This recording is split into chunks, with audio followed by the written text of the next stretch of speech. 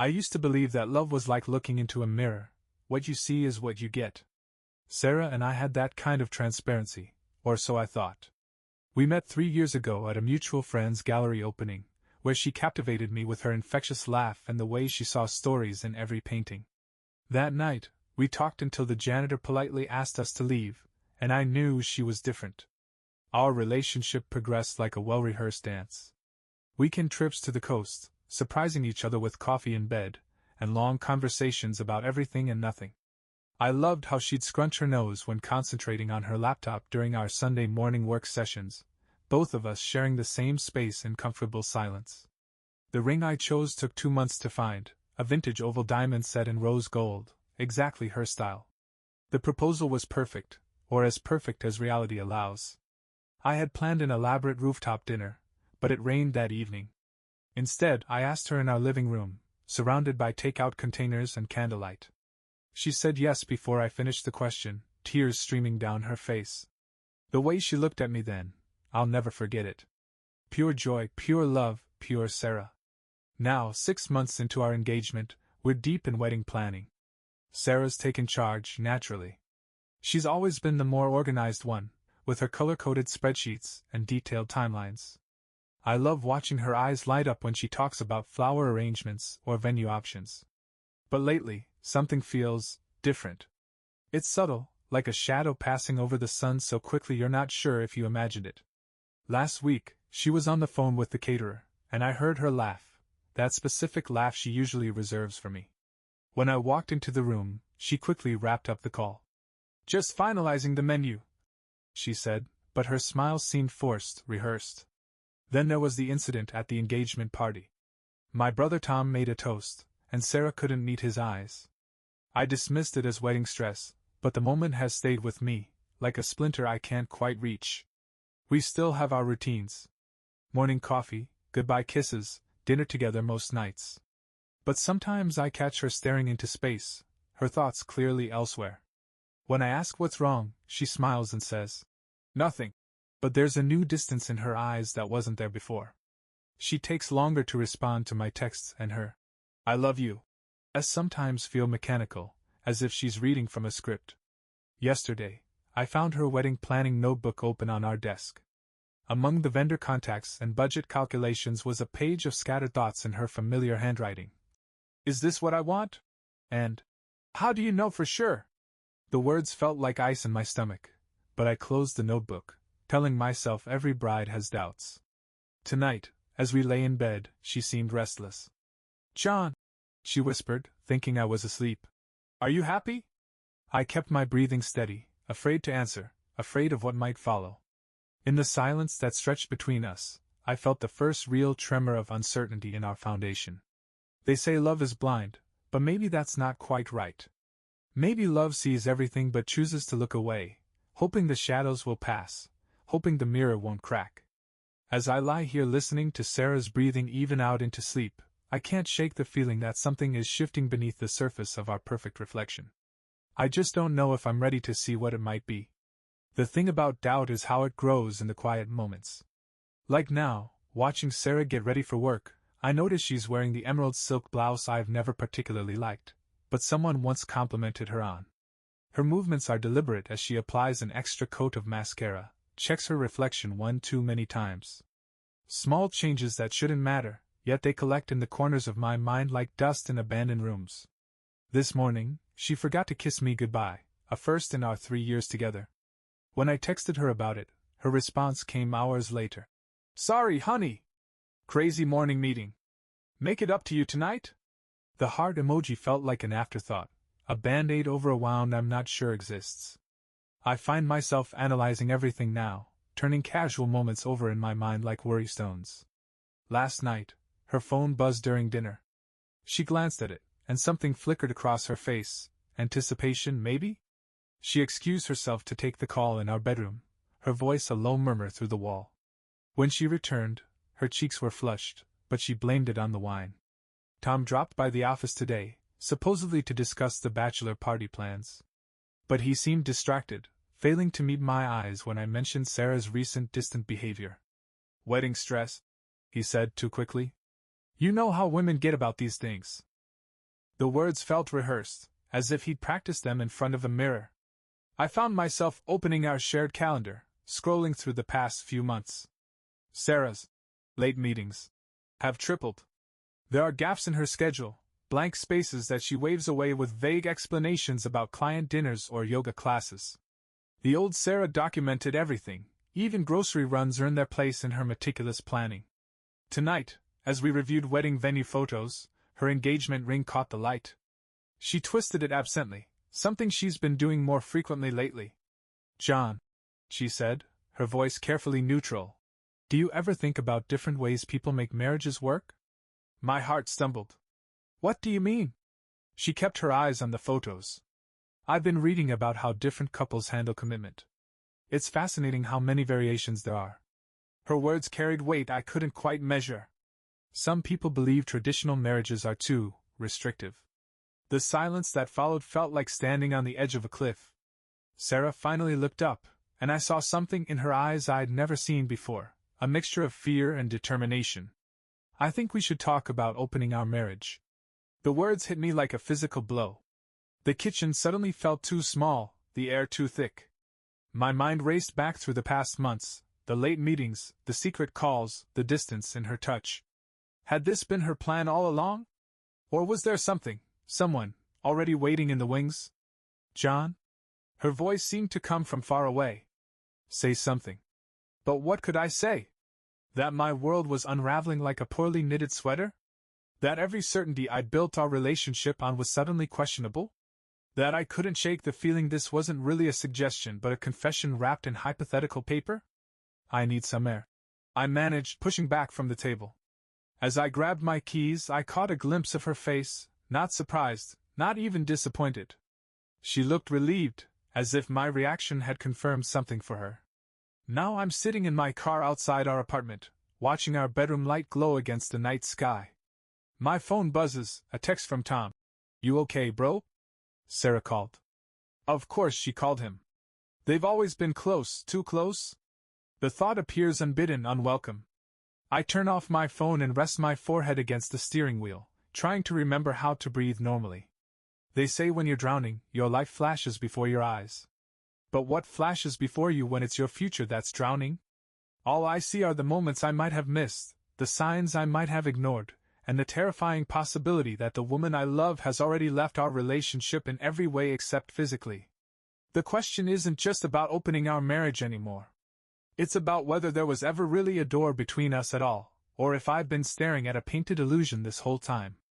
I spent 3 hours in that car, watching our apartment windows like a stranger might. When I finally returned, Sarah was curled on the couch, her wedding planning binder open but untouched beside her. The sight struck me as obscene somehow, planning forever while suggesting we share our love with others. "I didn't mean to ambush you," she whispered, but didn't move to touch me. That's when I noticed she'd removed her engagement ring. It sat on the coffee table, catching the dim light like an accusation. The next few days became an exercise in careful choreography. We moved around each other in our apartment, as if navigating a minefield. Sarah attempted normalcy, making coffee, asking about my day, but her words carried the weight of everything unsaid. I found myself studying her face during these moments, searching for signs of the woman I thought I knew. It was just a suggestion, she said over breakfast 3 days later, her voice careful, measured. "Something to consider for our future. Many couples find it strengthens their relationship." The way she avoided my eyes told me she'd rehearsed these words. I wanted to ask, "How long have you been considering this? Who put this idea in your head?" Instead, I watched her stir her coffee, noticing how her hand trembled slightly. "Have you?" I started, then stopped, afraid of the answer. "Is there already someone?" Her pause lasted a heartbeat too long.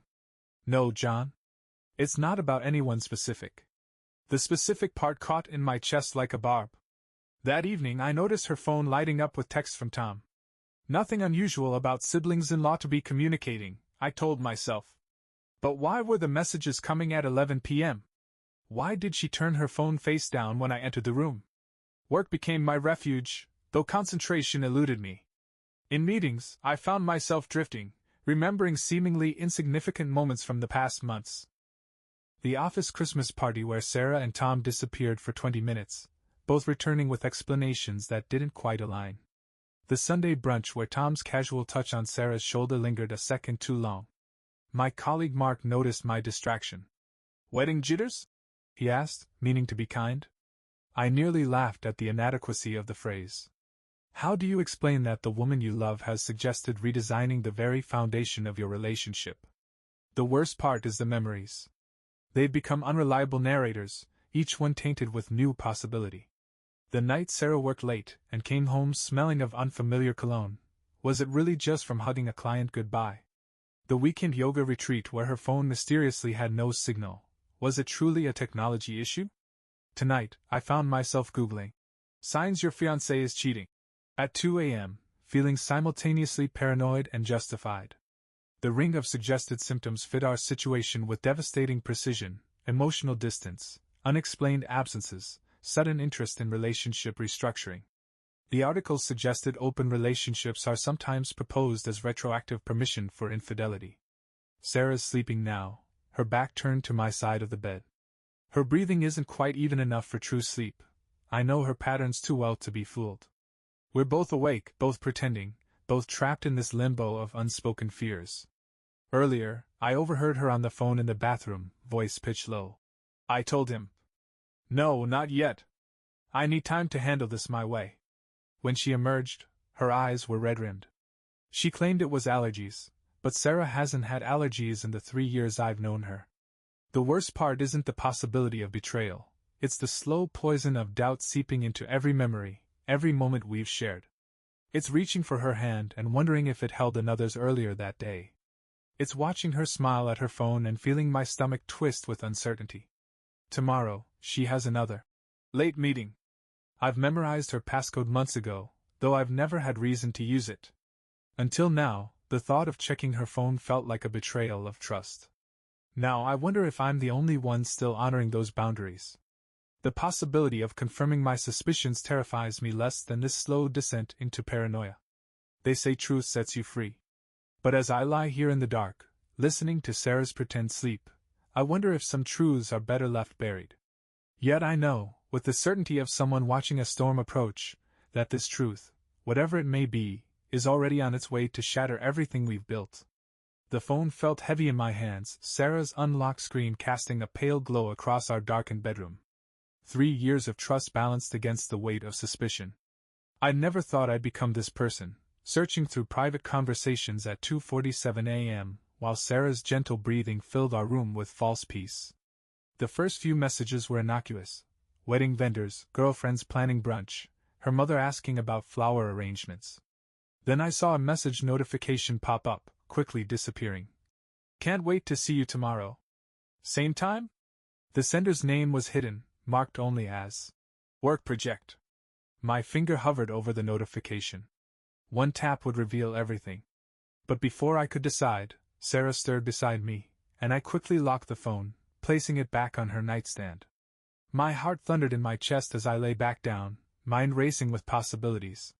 The next morning, I noticed Sarah spending extra time getting ready. The emerald silk blouse again, a touch more makeup than usual. "Big client meeting?" I asked, trying to keep my voice casual. "Just quarterly reviews," she replied, but her hands trembled slightly as she fastened her necklace. The delicate silver one I didn't recognize hadn't bought her. When had that appeared? I found myself following her that evening, disgusted with myself even as I parked a block away from her office. At 6:30 she emerged, but instead of heading home, she walked to the small cafe around the corner. Through the window, I watched her check her phone repeatedly, clearly waiting for someone. 20 minutes later Tom appeared. My brother. Relief flooded through me, followed immediately by shame. Of course she was meeting Tom. He was helping with the wedding planning, probably discussing my surprise bachelor party. I started to drive away, then stopped. Something made me wait. They sat in a corner booth, heads bent close together. Sarah's hand gesturing emphatically, Tom's expression serious. At one point, she wiped her eyes. When Tom reached across to touch her hand, she didn't pull away. The gesture seemed practiced, familiar. Then Sarah glanced at her watch and hurriedly stood, gathering her things. Tom remained seated, watching her leave with an expression I couldn't quite read. That night, Sarah was quieter than usual. "How was your day?" I asked, studying her face. "Busy. Those quarterly reviews, you know." She didn't mention meeting Tom. "Anything interesting happen?" She hesitated for a fraction of a second. "No, nothing worth mentioning." Later, I found a crumpled receipt in her coat pocket while doing laundry. The cafe, timestamped during her supposed quarterly review. 2 coffees, 1 slice of lemon cake, her favorite, though she always claimed to be watching her sugar intake around the wedding. When I confronted her about meeting Tom, she blinked in surprise. "Oh, right. I ran into him after my meeting. He wanted to discuss some wedding details, you know, best man stuff. I forgot to mention it." Her explanation was perfectly reasonable. Tom was my best man, my brother, helping plan the wedding. The secret meeting, the hidden receipt, the unnamed contact in her phone, all could have innocent explanations. But as I watched Sarah move around our kitchen that evening, I couldn't shake the feeling that something fundamental had shifted. That night, she reached for me in bed, her kiss tasting of desperation and guilt. Or was I imagining that too? How many coincidences does it take to make a truth? How many explanations before they become excuses? I lay awake long after she fell asleep, remembering the way Tom's hand had lingered on hers, the practiced ease of their closeness. My brother and my fiancée, sharing secrets in hidden moments. The thoughts circled like vultures, picking apart my certainties one by one. Sarah's phone buzzed softly on her nightstand. Another message from work project. "Everything okay? You seemed upset today." I turned away, bow rising in my throat. Sometimes the hardest part isn't discovering the truth, it's deciding whether you're ready to face it. Trust, once cracked, spreads like a spiderweb across glass, each new pressure point creating fresh lines of fracture. In the weeks following my discovery at the cafe, I found myself mapping these fissures, watching them multiply with every unexplained absence, every casual lie. Sarah's suggestion about opening our marriage hung between us like smoke, tainting every interaction. She hadn't brought it up again, but I caught her watching me sometimes, as if measuring my recovery from that conversation. The wedding planning continued, each decision now weighted with unspoken questions. This morning, I stood in our closet, ostensibly choosing a tie, actually studying her collection of dresses. The green cocktail dress she'd worn to last month's office party still carried a faint trace of unfamiliar cologne. When I mentioned it, her explanation came too quickly. "Probably from hugging clients goodbye. You know how these networking events get." I did know. I also knew Sarah usually kept her professional distance, preferring handshakes to embraces. Another small inconsistency to add to my growing collection. Tom called more frequently now, always with reasonable excuses about wedding preparations. But I noticed how Sarah's phone would buzz minutes after these conversations ended, how she'd smile that private smile at whatever message appeared. When I asked about it once, she showed me a funny meme from her coworker Linda. The timestamp didn't match the notification I'd seen. "We should do dinner with Tom soon," she suggested yesterday, not meeting my eyes. "He's been so helpful with everything." I watched her fingers twist her engagement ring, a nervous habit she'd developed recently. "Has he? You'd know better than me these days." Her head snapped up, eyes widening slightly before she controlled her expression. "What do you mean?" "Just that you two seem to spend a lot of time together lately. Planning surprises for me, I'm sure." The silence that followed felt thick with unspoken words. Sarah busied herself with the dishes, her movements too precise, too measured. "He's your best man, John. Of course we're planning things." Later that night, I found myself scanning our wedding website, looking at the photos we'd chosen. There was one of Sarah and me at our engagement party, our smiles radiant with promise. In the background, barely visible, stood Tom, his eyes fixed on something out of frame. On someone. I hadn't noticed it before. The venue coordinator called today about the seating arrangements. "Your fiancé and best man stopped by yesterday to discuss some changes," she mentioned casually. When I asked Sarah about it, she claimed she'd run into Tom by chance while dropping off deposits. "Funny coincidence," I said. "Isn't it?" she replied, but her laugh held a note of tension. I find myself categorizing her now, Sarah before and Sarah after. Before the suggestion of opening our marriage. Before the secret cafe meetings. Before the endless string of coincidences that feel less coincidental by the day. Sarah before would have told me about running into Tom. Sarah before wouldn't have hidden messages under work project labels. Sarah before wouldn't have needed to. Tonight, we hosted a small dinner party, close friends gathering to celebrate 6 months until the wedding. I watched Sarah move through our apartment, effortlessly charming, perfectly poised. Tom arrived late, apologizing about traffic. I noticed how he navigated the space, comfortable, familiar. How he knew exactly where we kept the wine glasses. Your brother and Sarah are so in sync with the wedding planning, our friend Rachel commented, meaning it as a compliment. They must spend hours coordinating everything. Hours I'm not part of. Conversations I'm not privy to. Moments that slip between the cracks of explanations. After everyone left, I found a napkin tucked under Tom's wine glass. A hastily scrawled note. We need to talk. The handwriting was Sarah's. When I confronted her about it, she produced a matching napkin with a longer message about cake tastings and florist appointments. Her explanation was perfect, rehearsed. Like all her explanations lately. Now I lie awake, listening to Sarah's measured breathing beside me. On her nightstand, her phone lights up silently. Another late-night message from Work Project. Another piece of truth hidden behind convenient fiction. Another crack in the foundation of us. The wedding countdown app on her phone shows 181 days. 6 months to unravel the truth from the tapestry of lies she's weaving. 6 months to decide if what we're planning is really a wedding or an elaborate facade. 6 months to determine if the woman I'm marrying is still the woman I fell in love with, or if that person disappeared somewhere between yes and I do. Memory is a peculiar thing. The way it distorts under pressure, reshaping itself to accommodate new truths. I remember the day I asked Tom to be my best man, his hesitation so brief I dismissed it, the shadow that crossed his face explained away as emotion. Now these memories play back like a film where I finally understand the subplot. Today was meant to be a celebration, our wedding venue's spring showcase, where engaged couples preview their potential reception setups. Sarah had been excited for weeks, carefully planning her outfit, a cream-colored sundress that made her look like summer personified. I arrived late due to an unexpected client meeting, texting her to start without me. I saw them before they saw me.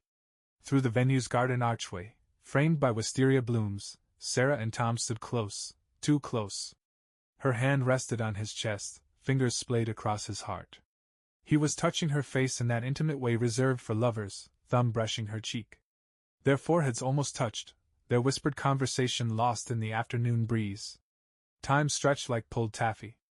I watched, paralyzed, as Sarah stepped back suddenly, wiping her eyes. Tom reached for her, but she shook her head, gesturing urgently. Warning him. Then she saw me, and the transformation was immediate. Professional distance, casual smiles, perfectly reasonable explanations ready to deploy. John! Her voice carried the right note of welcome, but her hands trembled as she smoothed her dress. You made it.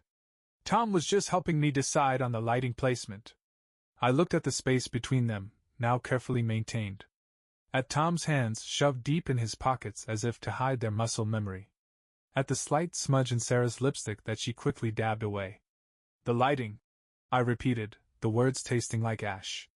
Outside. In broad daylight. Tom stepped forward, ever the protective older brother. They're installing fixtures in the trees for the evening reception. Sarah wanted a second opinion on the positioning. Always an explanation. Always a reason. Always a carefully constructed reality that I'm supposed to accept, even as my own reality crumbles around me. The rest of the showcase passed in a blur of details I couldn't focus on. Sarah pointed out table arrangements and dance floor options, her voice carrying that forced brightness I'd come to recognize. Tom made himself scarce, but I caught him watching her when he thought no one would notice. The weight of unspoken words hung in the air like storm clouds. Later, at home, Sarah was almost manic in her enthusiasm. The venue looked perfect, didn't it? And the way they'll light the gardens at night. It's exactly what we dreamed of. We. Such a simple word, yet suddenly I wondered who it really included. What were you and Tom really talking about? I asked, watching her reflection in our bedroom mirror as she removed her jewelry. Her hands faltered for just a moment. I told you, the lighting. Sarah. My voice came out harder than intended. Don't.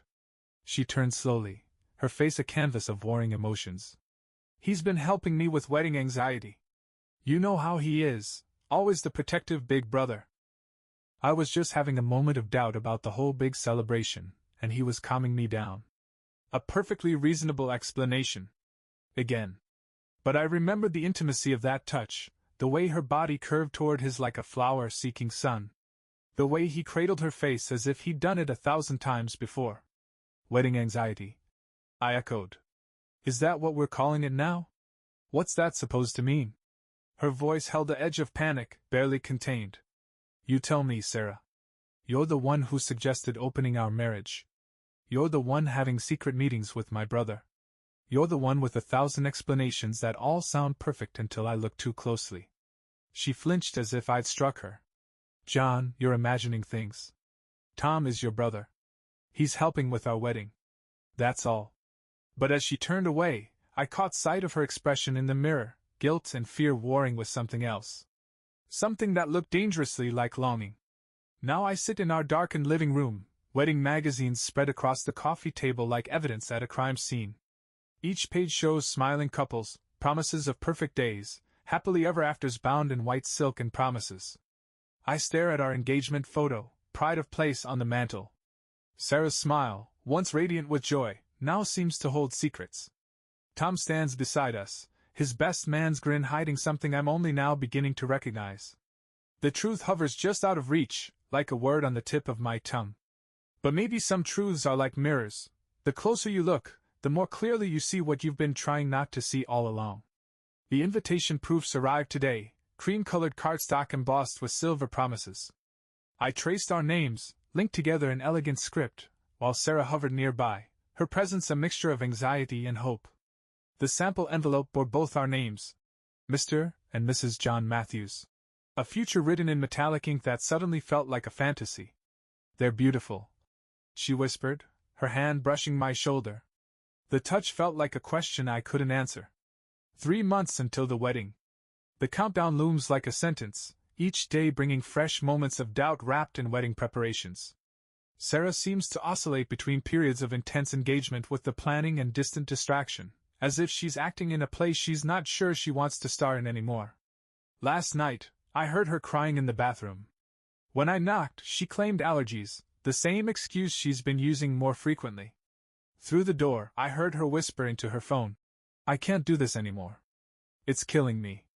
When she emerged, her eyes were red-rimmed but her smile was firmly in place. The incident at the venue's showcase haunts me. That intimate moment between Sarah and Tom replays in my dreams, distorting into different scenarios, each more painful than the last. I've started noticing things I wish I hadn't. The way Sarah's voice changes when Tom calls, the subtle shift in her posture when he enters a room, the loaded glances they share during family dinners. Today, I visited Mom for lunch. She was arranging photos for the wedding slideshow, spreading memories across her dining room table like tarot cards.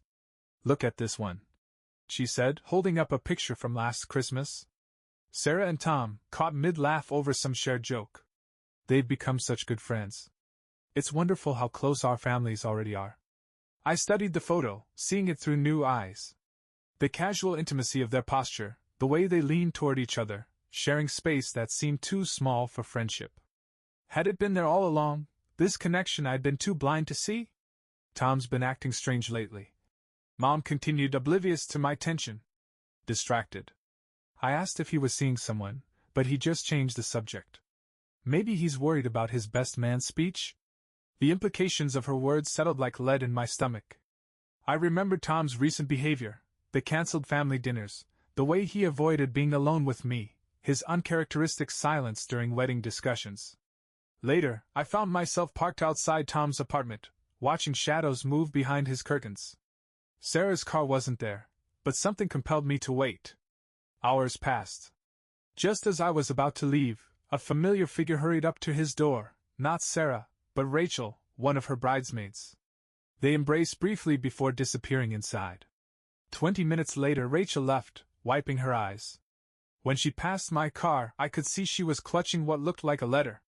My phone buzzed, Sarah, asking where I was. I stared at her message, remembering all the times she'd asked that question in recent months.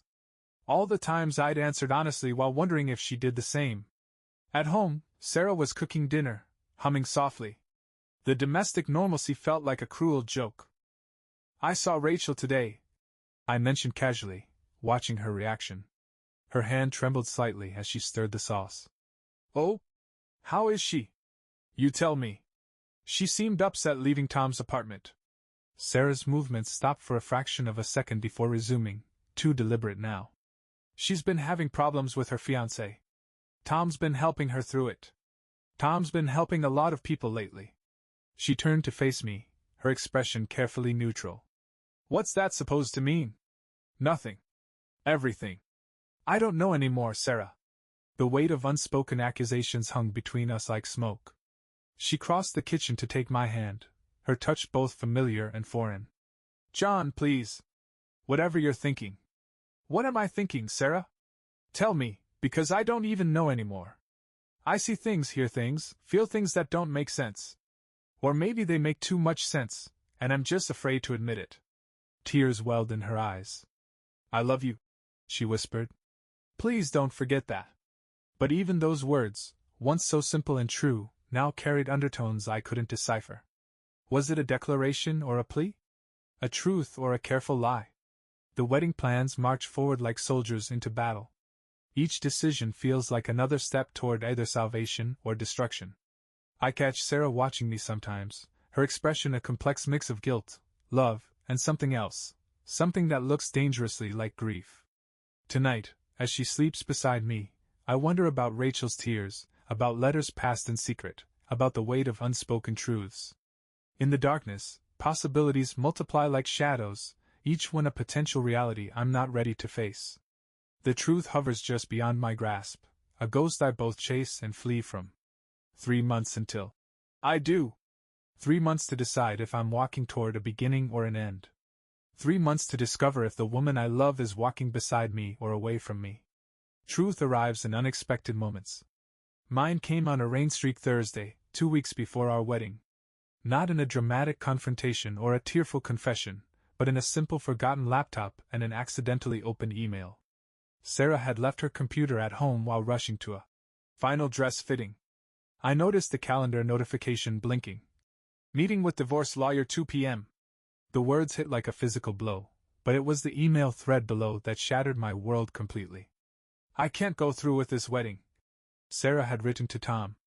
"Every time I look at John, I see the life I'm supposed to want, but when I'm with you, you're not just his brother anymore, Tom. You're the future I never knew I needed."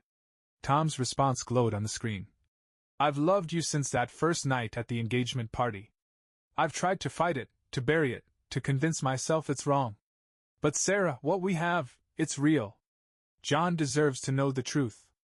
My hands shook as I scrolled through months of correspondence, secret meetings disguised as wedding planning, intimate conversations hidden behind innocent explanations, a love affair blooming in the shadows of my trust.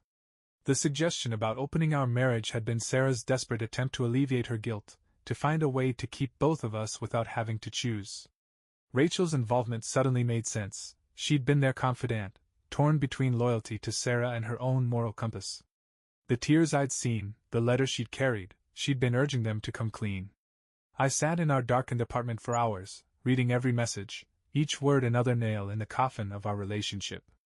The rain outside matched my internal storm, drops racing down windows like the tears I couldn't shed. Sarah found me there at dusk, her wedding dress bag still draped over her arm. One look at my face, at her open laptop, and understanding dawned in her eyes. The bag slipped from her fingers, hitting the floor with a soft thud that echoed like finality. "John!" My name on her lips sounded like an apology and a goodbye.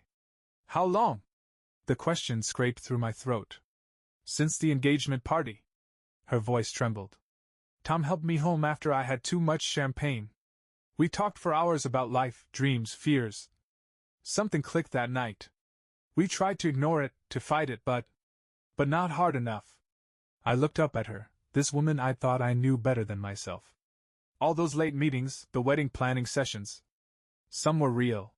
She sank onto the couch, keeping distance between us. "I threw myself into planning, thinking if I could just create the perfect wedding, these feelings would make sense. That I could be the person you deserved. And Tom? My brother? My best man? Each word tasted like poison. Tears spilled down her cheeks. He wanted to tell you so many times. The guilt was destroying him, destroying both of us. That day at the venue, when I saw you together, the memory twisted like a knife. You were saying goodbye?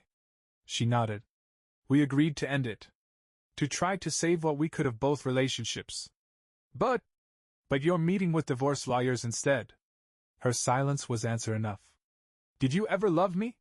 The question surprised us both. Yes. Her answer came quickly, firmly. That's what makes this so horrible. I do love you, John.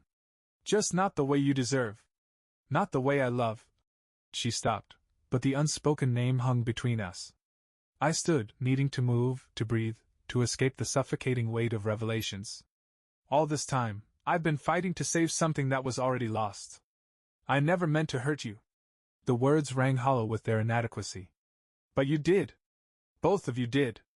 Every lie, every secret meeting, every fake smile and false explanation, they were all choices.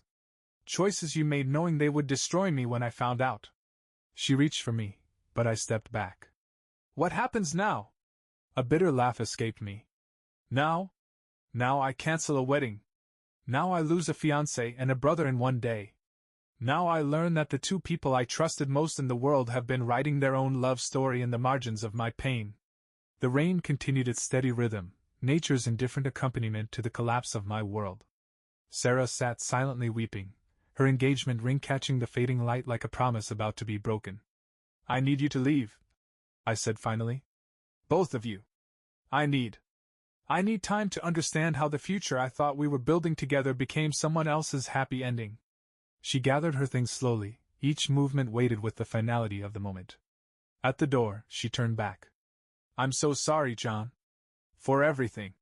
I watched her walk away, the woman I'd planned to marry becoming a stranger with each step.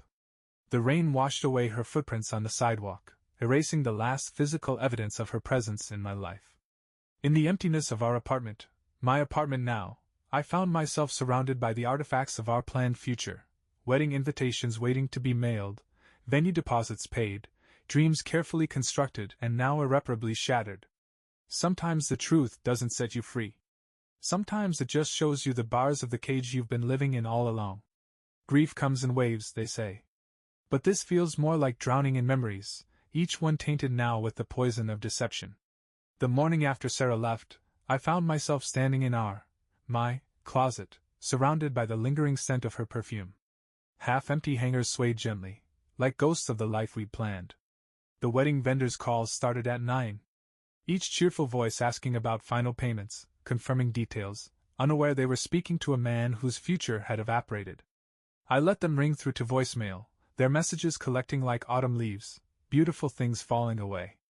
My mother came by, her face etched with a pain that mirrored my own. She'd raised us both, her sons, to be men of honor. Now one had betrayed the other, and she stood in the wreckage, torn between her children. I should have seen it, she whispered, holding my hand across the kitchen table. At Christmas, the way I thought I was imagining things. We all did, Mom. My voice sounded foreign to my own ears. We saw what we wanted to see. She reached into her purse, hesitating. Rachel came to see me yesterday. She wanted you to have this. A sealed envelope, my name written in Rachel's careful hand. Inside, a letter chronicled the weight of her knowledge, her attempts to convince them to come clean, her own guilt at being caught between loyalties. I couldn't bear watching them destroy you, she'd written. But I couldn't bring myself to be the one to shatter your world. I'm so sorry, John. You deserve better than this silence. I found myself retracing old memories, searching for the moment everything changed. That night at the engagement party, had I noticed anything unusual? Sarah claiming she'd had too much champagne, Tom offering to help her home. A simple act of brotherly concern transformed now into the genesis of betrayal. The photos were the hardest part. Every frame held moments that felt like lies now. Sarah and Tom in the background of family gatherings, their secret connection hidden in plain sight. The candid shot from last Thanksgiving, where I thought Sarah was laughing at my joke, but she was looking at Tom, wasn't she? Every image a new wound, every smile masking a deception. Late that night, my phone lit up with Tom's name. My brother. My best man. My betrayer. The message was simple. I know nothing I can say will fix this. But I need you to know how sorry I am. Sorry. Such a small word for such a massive betrayal. Sorry for falling in love with my fiancé? Sorry for months of deception? Sorry for planning to be my best man while knowing he'd already claimed the bride? I found myself standing in front of the mirror, studying my reflection. What had they seen when they looked at me? A barrier to their happiness? An obligation? A guilt-inducing reminder of their betrayal? The face looking back at me seemed older somehow, as if grief had carved new lines into my skin overnight. Sarah's things still littered the apartment. A coffee mug with her lipstick stain, a half-used notebook filled with wedding plans, her favorite blanket draped over the couch. Each item a small dagger, each reminder a fresh cut. I gathered them slowly, carefully, like collecting pieces of a broken dream. In the kitchen drawer, I found the handwritten vows she'd been working on. The paper was worn from multiple revisions, the edges softened by frequent handling. I couldn't bring myself to read them, promises she'd planned to make while harboring such a fundamental deception. The wedding website still glowed cheerfully on my laptop. Sarah and John's journey to forever. The countdown ticker showed 13 days. 13 days until what should have been the happiest day of my life. Now it loomed like a funeral date for the future we'd planned. Rachel stopped by with wine and sympathy. She sat with me in silence, understanding that no words could adequately address this kind of loss. "They're staying with her sister," she finally said, not meeting my eyes. "Both of them." The image hit me like a physical blow, Sarah and Tom, free now to be together openly, while I sat amid the ruins of my life. Had they felt relief when the truth finally emerged? Were they comforting each other while I drowned in solitude? As night fell, I found myself on my balcony, where I'd first told Sarah I loved her. The city lights blurred through unshed tears, each glowing window representing lives untouched by this earthquake in my world. Somewhere out there, my brother held the woman I'd planned to marry, both of them embarking on a future built on the ashes of my trust. In the quiet darkness, surrounded by the fragments of my shattered life, I realized that the hardest part wasn't losing Sarah, or even losing Tom. It was losing faith in the very concept of trust itself. How do you believe in love again when it's been used as a weapon against you? How do you trust when the two people you trusted most proved that trust to be so devastatingly misplaced? They say time heals all wounds, but they never tell you about the scars, how they stretch and pull when you least expect it, how they become part of your new skin. 3 months have passed since the day I discovered Sarah and Tom's betrayal. The wedding date came and went like a ghost, marking not a beginning but an ending. I found her wedding dress in the spare room closet yesterday, still wrapped in its protective bag. She never came back for it. The sight of it triggered not pain, as it once would have, but a hollow kind of understanding. That dress represented a promise she never intended to keep, a future she'd already abandoned while pretending to embrace it. The therapist I've been seeing says grief comes in layers. First, you mourn the person you lost. Then you mourn the person you thought they were.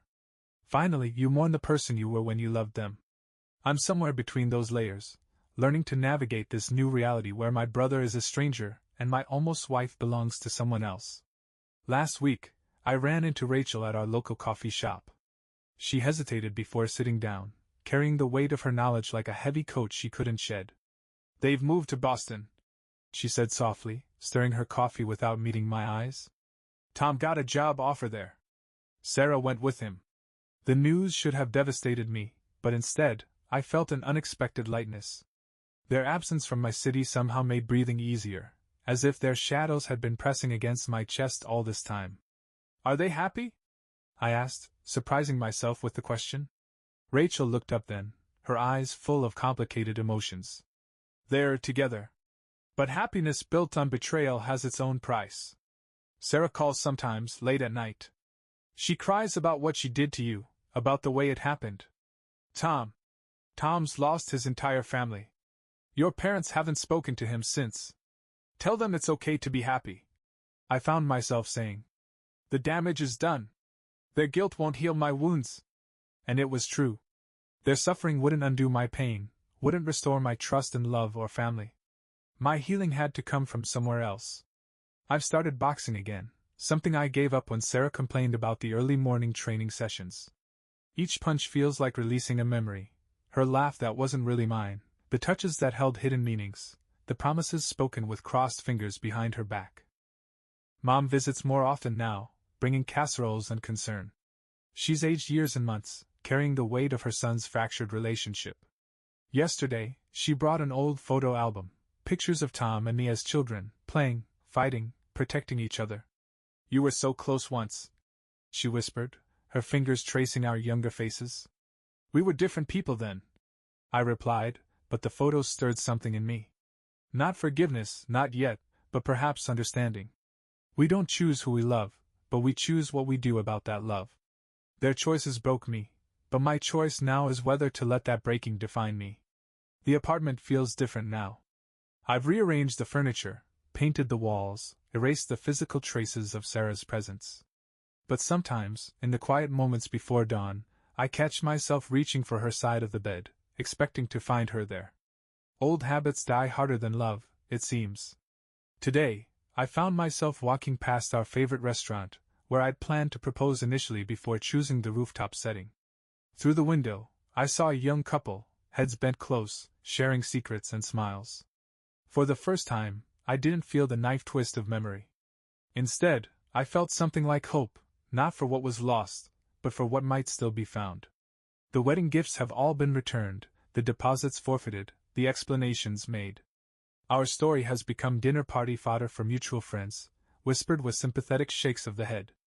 But they don't know about the quiet victories. The first morning I woke up without thinking of her, the first time I laughed without feeling guilty, the first dream where she wasn't the star. Tonight, standing on my balcony, watching the city lights flicker like earthbound stars, I realized something profound. Love isn't just about the other person, it's about who we become when we love them. Sarah and Tom's betrayal didn't just end my relationship, it ended the version of me that existed within that relationship. The question now isn't whether I'll love again, but who I'll be when I do. I've kept everything, the emails, Rachel's letter, the wedding plans, all evidence of what was lost and what was never real to begin with. Not as weapons of self-torture, but as reminders that survival is its own kind of victory. Each piece of pain has become a stepping stone, leading not back to who I was, but forward to who I might become. The city stretches before me, full of unknown possibilities. Somewhere out there, Sarah and Tom are writing their story, one that began in the ashes of mine. But that's okay. My story isn't over, it's just taking an unexpected turn.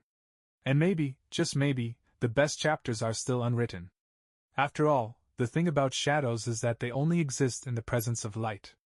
And even in the darkest betrayal, there's always a glimmer of dawn waiting to break through.